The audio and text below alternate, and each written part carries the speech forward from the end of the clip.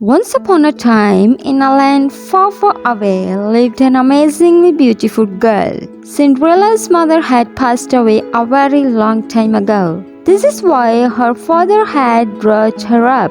One day, when Cinderella's father remarried, her life had changed dramatically. Her father's new wife and her two stepsisters had moved to Cinderella's house. She and her two daughters were extremely jealous of Cinderella's beauty and kind heart. One day, due to work reasons, Cinderella's father had to leave on a long journey. And that was the time when Cinderella's stepmother and stepsisters turned her life into a living hell. While Cinderella was in the garden talking to her birds, her stepmother approached her and said, "As of today, you will live in the attic, and you will do all the housework also. I don't want you walking around in these clothes." Cinderella did not know what to say. Helplessly, she did what he was told. She packed her stuff and moved to the attic. After the days, Cinderella began to do all the houseworks all on her own. Cinderella had no friends other than the mice and the birds that used to come to her window. Due to cold, secretly at midnight, Cinderella would go downstairs to the chimney and warm up near the dying fire and fall asleep. As the days went on by, one day in the town, an announcement was made by the kingdom. He said, "Our prince will be holding a ball at the castle. All the girls who are eligible for marriage are invited to this ball."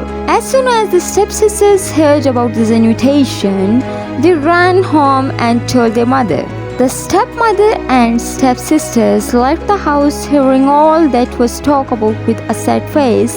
Cinderella stood there and watched. Finally, the big day had arrived. All day, Cinderella helped her stepsisters get ready. Cinderella built up all her courage and asked her stepmother that, "Can I come to the ball too, please?" But her stepmother said that all the young girls can come. "Is this your dress for the ball?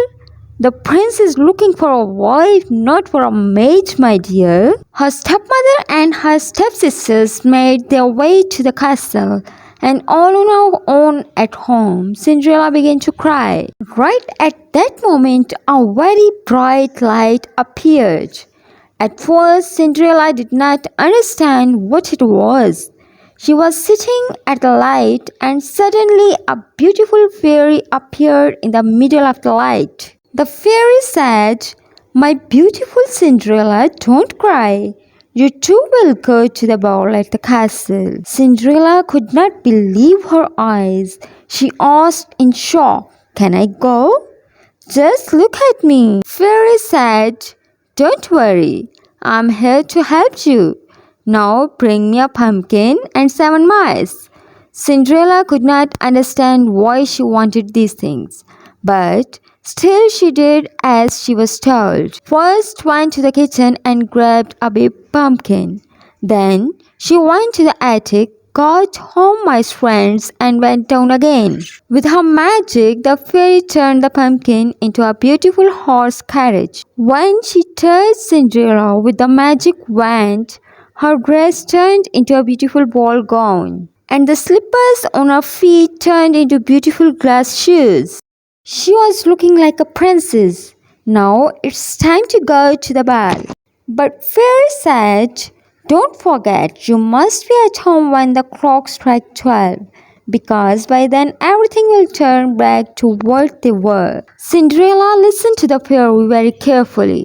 Then she hopped on her carriage and started to ride towards the castle. When Cinderella entered through the grand doors to the ballroom, all eyes were on her.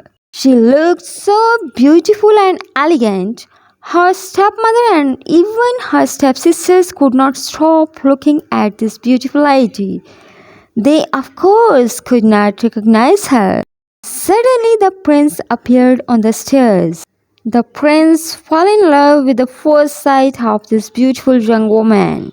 The prince approached her and asked her for a dance. They danced non-stop all night long. Of course, Cinderella could not feel how the time had passed. At some point, the big clock caught her eye. It was almost midnight. Right at that moment, Cinderella remembered the fairy's warning with a panic. Cinderella began to run and left the prince behind. When she was running down the stairs of the castle, she dropped one of her shoes, but she did not even have time to go back and collect it. When she ran further, the clock struck midnight and everything turned back to what they were before. When the prince went out after her, he spotted her shoe on the stairs.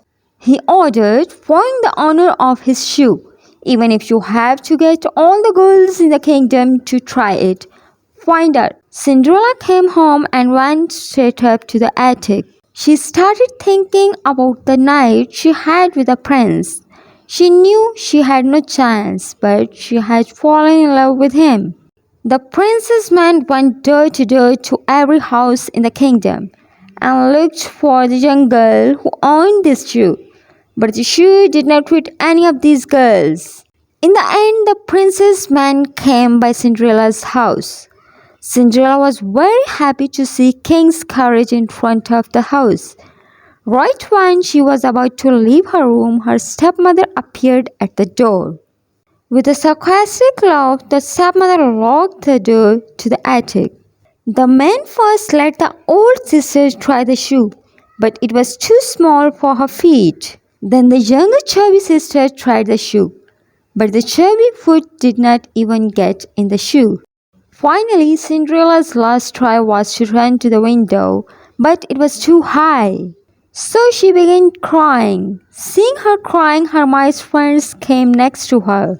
One of the mice slipped underneath the door and ran downstairs. The stepmother was at the door with the prince's man. The mouse jumped on the stepmother's skirt and, snatching the keys out of her pocket, ran upstairs. He slipped the keys under the door.